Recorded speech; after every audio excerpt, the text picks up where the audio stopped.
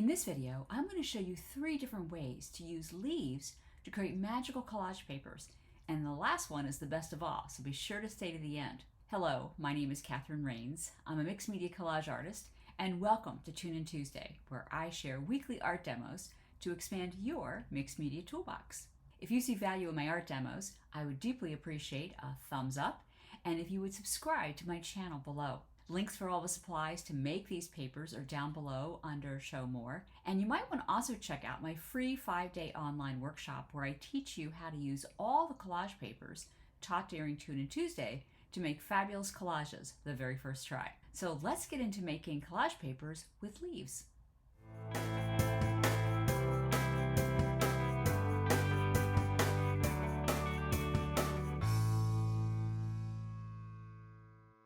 So these are the papers we're going to be making, and we're going to be making 3 different kinds of monoprints with leaves, not using a jelly plate, which I think is pretty cool. Yeah, I see lots of artists on Instagram using jelly plates, which of course I love jelly plates, but I try not to use them actually in my art, only because a lot of people don't have them. So I try to do things that you can't, that you can do without a jelly plate. But I've seen these with or without jelly plates. So let me show you how to do this. But before we actually get into how to make these, let me show you first the supplies. So first, you can do this on a variety of different papers, pretty much almost anything. I've got some black cardstock, which I'm in love with. This is just copy paper. I use either 22 pound, which is your standard kind of cheap copy paper. I also like 28 pound, and I have drawing paper. And I also love this homemade watercolor paper, and there will be links to all of these under the Show More or the description down below. I also will be using an ink pad, white and black. You can get any color you want. I just found this brand. I'm not an ink stamper. Like what I'm going to be showing you is something I do use ink pads for. So I do have a selection of them, but I've just kind of fallen in love with this particular ink pad because it really is very dense in its color that it gives. I have a palette. Now you don't need a palette. You'd be using a paper plate, but something plastic that you can mix your paints on. And I'll be using a limited color palette. So my palette is 3 primaries. So I have Hansa Yellow Light, Phthalo Blue Green shade, and Quim Magenta. You can use any colors at all, obviously, but when I make collage papers, I stick to these 3 colors, and I've actually used these 3 colors for about, I don't know, 2 years now at least, because that means all the papers I make all go together, and you can make a zillion colors with just these 3. And I also have some gold and I have some silver just to make these pop. This is Lucas brand. The others is a Nova brand. Doesn't matter what brand you use, whatever your favorite is. And of course, you need leaves. Now, I have got a couple different kinds of leaves. These particular ones show up better against the black. These are skeleton leaves. You can get these in all different sizes. You buy them in packs of usually about 25 of them together.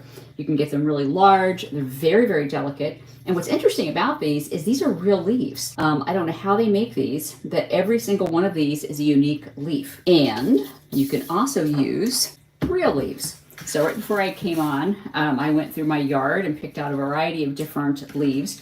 And what I was looking for is leaves that have really good veins in them, so they'll actually, I'll be able to put some paint against it and I'll print it down. So if you have a leaf that doesn't have a lot of printing, like a lot of texture to it, it doesn't work as well. I also have a brayer, one for each major color I'm using. So I'll do one for reds, one for blues, and a shop towel. So first thing we're going to do is I'm going to press some ink on real leaves.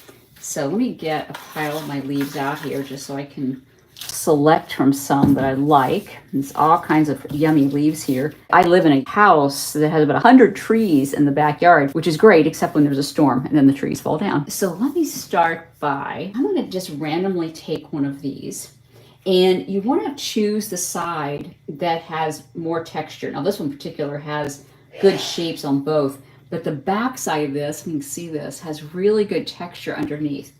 So I'm going to lay this down. I'm going to take my ink pad and I'm just going to press against it and get a lot of ink on the back here. I saw someone doing this on Instagram, and as soon as I saw it, I went, oh my God, I got to make this. because it's so simple and so elegant. Now, I'm just going to take this and put it against the paper. And I'm going to take a second piece of paper and put it on top. And now you can take any kind of cloth. I'm just using a recycled shop towel. And you just want to rub it so that the ink really gets into that piece of paper.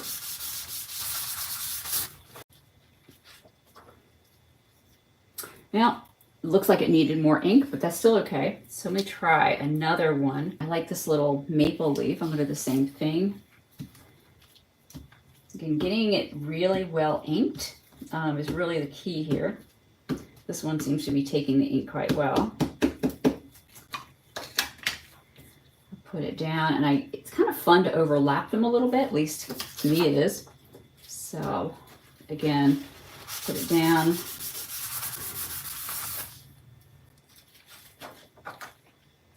That one's much better. So what I would do is I would just keep going. For me, I could either use the same leaf or a variety of leaves, but this is the end effect. This was actually with a blue stamp pad. And, you know, after I did this whole one, I figure I really would like to do them a little more like this, where they're a little more interlocking. And actually, I'm really in love with that. So when I finish filming today, I'll probably fill this entire page up because I think that's really beautiful. And, you know, when you have things that are all black or all blue, this just makes beautiful collage fodder. And it's quiet papers. Like, they don't have a lot of movement in them, so they make beautiful collage papers. So let me show you a similar thing, but using the skeleton leaves. And I'll take this little skeleton leaf, and I'm just gonna, but you can do it on either side of this, but one side has more texture than the other one. So I'm just gonna again, oh, it's actually holding right onto the stamp pad. I'm trying to just do it on one side because then I can tell what side to put down, because they're both white on both sides. It's hard to tell what is the side that has the ink on it. So again, just put it down. But that still worked. That was beautiful. So it makes just a really lovely impression. So instead of doing this in front of you, this is another one I did with just one leaf size and just filled the whole page up. I just love that. I just have a couple more little indentures there. But, you know, imagine taking just a piece of that, like right there. That would be a stunning piece for a collage. Now, when I make collage papers for my YouTubes for Tuna Tuesday, what I'm doing is actually creating a series of papers that I can then put into collages, and that's what I will be doing.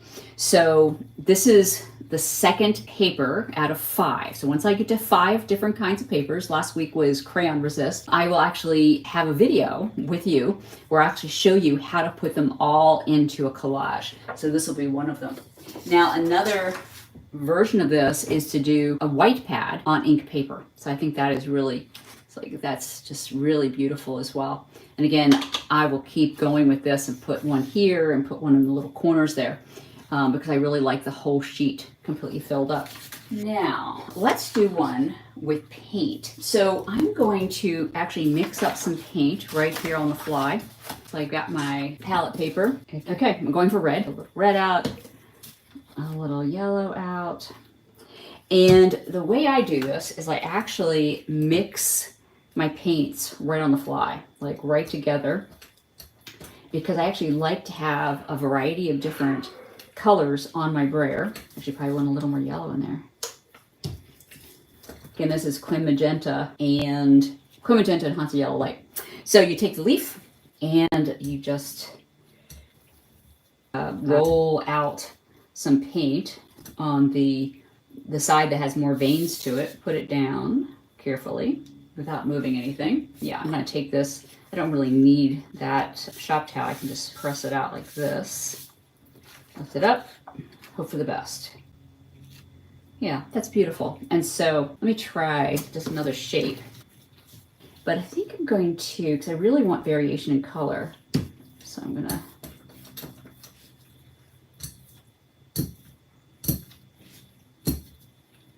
I just think that is so beautiful, just the leaf. Okay, lay it gingerly down.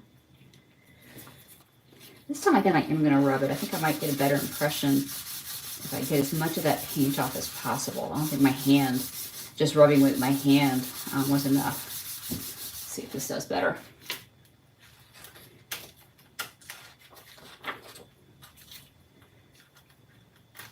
Yeah, that's gorgeous. I love that. So what I would do, what I am going to do when I get off camera is I'll just fill this entire sheet up. And this is an example of that. But the more I've done this, the more I realize I really love the leaves touching, whereas these aren't touching as much. So I will put a bunch of different kinds of leaves all together. Now, another really cool paper to do this on is this handmade watercolor paper. Get one of my, this leaf is just so gorgeous. Take off the stem.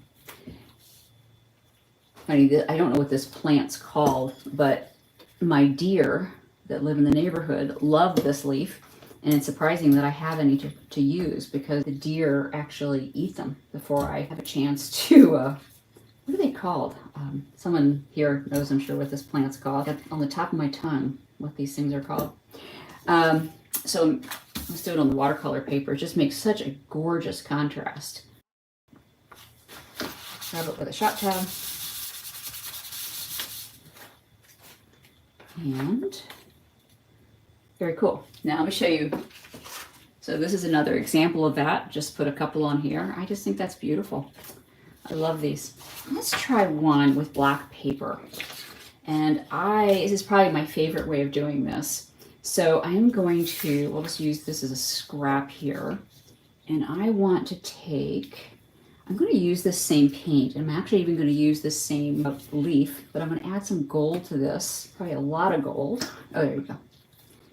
Because I wanted to really have a metallic shine to it, but I want that red paint kind of mixed in with it. So I've got a really nice, interesting thing going on my brayer. This time I'm going to do something a little bit different, and that is I'm going to paint it on one side. Get it good on there. And then I'm going to paint it on the other side too.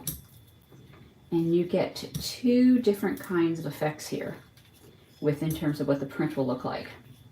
So I'm going to lay this down gingerly. And I'm now going to get a second leaf. I'm going to even get a different kind of leaf. And I'm going to do the exact same thing. So I'm going to print it on both sides. I got to do it fairly quick. I don't want this to dry. The one that's sitting there.